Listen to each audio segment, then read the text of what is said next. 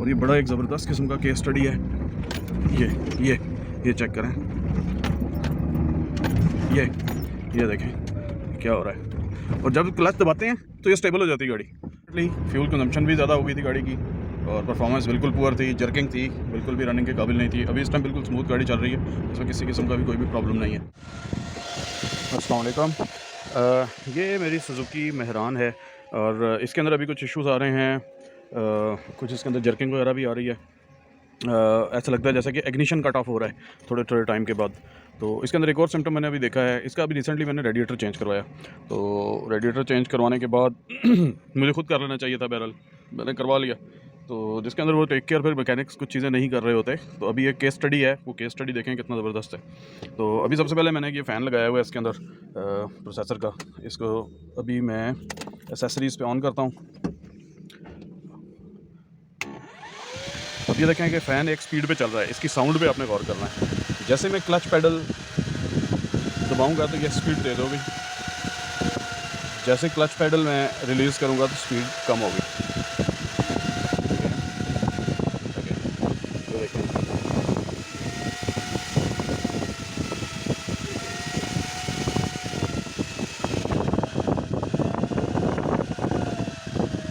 तो ये एक बड़ा ज़बरदस्त मसला है। अब देखते हैं फ्रंट से,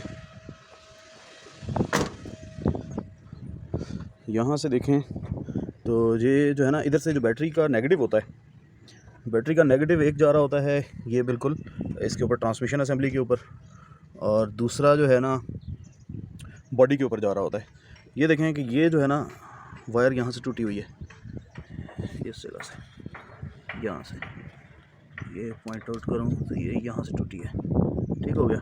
तो ये जो वायर थी ये नेगेटिव से आ रही थी अर्थ, और इसने इस पे जोड़ना था। अब देखें ज़रा साउंड, फ़ैन की साउंड शायद यहाँ से आ जाए।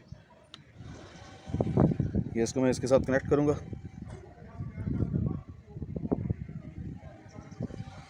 ये देखें साउंड ज़्यादा होगी, साउंड कम होगी।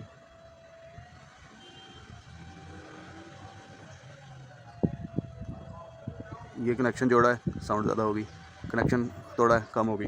दिस मीन्स के क्लच को जब हम दबाते हैं तो वो डेफिनेटली जब इस तार के ऊपर ज़ोर पड़ता था तो इसका जो ट्रांसमिशन असेंबली है वहाँ पे जो ग्राउंड दिया हुआ है उस ग्राउंड से बॉडी ग्राउंड स्टेबल होता था।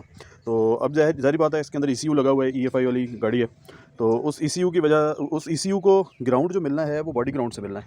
तो अगर ये डिसकनेक्टेड होगा तो डेफिनेटली वो एक अल्टरनेट पोजीशन ढूंढेगा, जगह ढूंढेगा इसको जो है ना सेट करने के लिए, इलेक्ट्रिसिटी पूरी करने के लिए, अपना सर्किट पूरा करने के लिए करंट कोई डिफरेंट पाथ ढूंढेगा। तो वो पाथ ये बन रहा था, क्लच की वायर बन रही थी। तो ये है, इस वजह से ये हमेशा इंश्योर करें, हमेशा रिपेयरिंग के टाइम पे भी, रिपेयरिंग के बाद भी अगर इस किस्म के कोई प्रॉब्लम्स आ रहे हों। इसके अंदर इंटरमिटेंट जर्किंग थी, अभी इंटरमिटेंट जर्किंग भी मैं आपको थोड़ा सा ये दिखाता हूँ। अभी मैं इसको जोड़ता नहीं हूँ वायर को, इस वायर को भी मैं जोड़ूंगा नहीं। तो इंटरमिटेंट जर्किंग मैं आपको दिखाता हूँ अभी किस किस्म की थी। अभी मैंने फ़ैन को बंद कर दिया हुआ है। अब ये देखें कि बॉडी जो है ना, बॉडी ग्राउंड इसका इस टाइम अवेलेबल नहीं है। तो इसके अंदर एक और चीज़ देखेंगे कि थोड़े टाइम के बाद ना ये जो फ्यूल की गेज है अभी E पे है, फ्यूल इतना महंगा हो गया इससे ऊपर जाती नहीं है जितना मर्जी फ्यूल डलवा लो। तो अभी मैं चलाऊंगा तो देखें कभी कभार ये गेज भी डाउन हो जाएगी, गिर जाएगी। ये देखें ये जर्क आया एकदम। क्या हुआ है कि इसको ग्राउंड नहीं मिल रहा, इसके ECU को ग्राउंड नहीं मिल रहा। और ये बड़ा एक ज़बरदस्त किस्म का केस स्टडी है। ये चेक करें, ये देखें क्या हो रहा है। और जब क्लच दबाते हैं तो ये स्टेबल हो जाती है गाड़ी, क्लच छोड़ते हैं तो ये, क्योंकि क्लच जब दबाते हैं तो ये वायर टाइप है, केबल टाइप है, तो इससे क्या होता है कि क्लच जो है ना वो ग्राउंड दे देता है बॉडी को, और बॉडी ग्राउंड सारे का सारा क्लच की वायर में से जा रहा है। तो दिस इज़ द प्रॉब्लम। तो अभी हम इसको जो है ना सॉल्व करते हैं, तो उसके बाद फिर दोबारा इसको ट्राई करते हैं।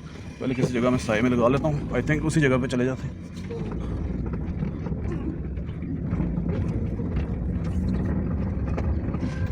ये देखें जर्क चेक करें,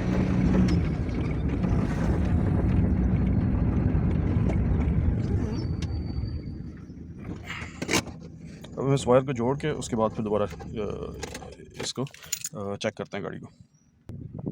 अपनी किट मैंने गाड़ी के अंदर ही रखी होती है छोटी मोटी प्रॉब्लम्स को रिजॉल्व करने के लिए। कम्युनिकेशन स्पैनर आ गया और ये वायर स्ट्रिपर आ गया। तो अभी इसको सबसे पहले मैं, अच्छा असल में यहाँ से देखें इधर भी वायर का कनेक्शन बड़ा ही वीक है, इस जगह पे भी लेकिन बहरहाल इसको मैं सही तरीके से काम करूँगा अभी, तो ये गुजारा कर देगा। अभी मैं सिर्फ इस साइड से इसको ओके करूँगा, क्योंकि अभी मैं ऑफिस जा रहा था तो रास्ते में ये प्रॉब्लम कट कर लेंगे, तो इसको स्ट्रिप ऑफ करेंगे। अभी मेरे पास इसका थिम्बल वगैरह कुछ भी नहीं पड़ा हुआ है, अभी मैं जस्ट इसको इसके साथ लगाऊंगा ताकि प्रॉब्लम रिमूव हो।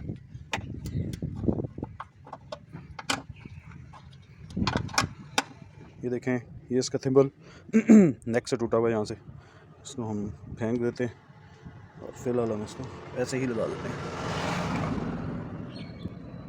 और ये याद रखना है, जितनी अर्थ की तारें उतारी हैं उतनी सारी वापस भी लगानी है, वरना कोई ना कोई सिस्टम चलना बंद हो जाएगा। अभी हमने वायर यहाँ पे लगा दी हुई है, इसको फाइनली टाइट कर देंगे।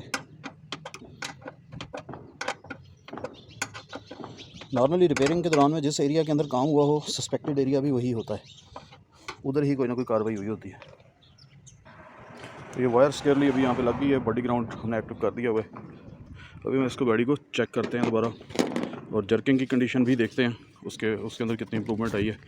तो इसके अलावा भी कोई डिस्कनेक्शन हो सकता है, लेकिन बहरहाल हम स्टार्टअप के तौर पे यहाँ से स्टार्ट ले लेते हैं।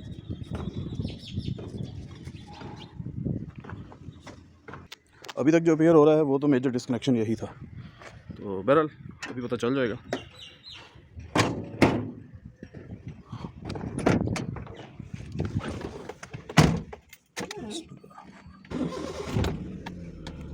गाड़ी को हम ड्राइव करते हैं, सी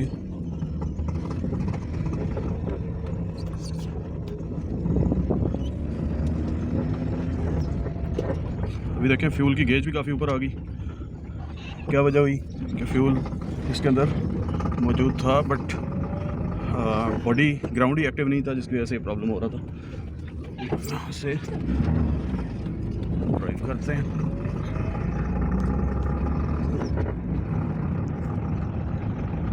देखें अभी तक कोई जर्किंग नहीं है, बिल्कुल गाड़ी क्लियर हो गई है।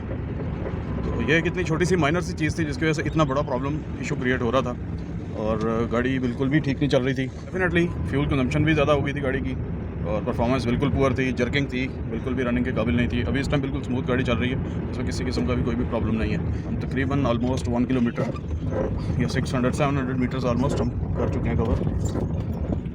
तो अभी तक बिल्कुल एक भी जर्क नहीं आया। So this was the problem, ये एक्चुअली प्रॉब्लम था। सो काइंडली हमारा चैनल सब्सक्राइब कर लें, और अपने दोस्तों के साथ भी शेयर करें, ताकि मैक्सिमम लोगों का प्रॉब्लम्स अगर किसी का कंसर्न हो तो वो ठीक हो सके। So subscribe my channel, and thank you very much. अल्लाह हाफिज़।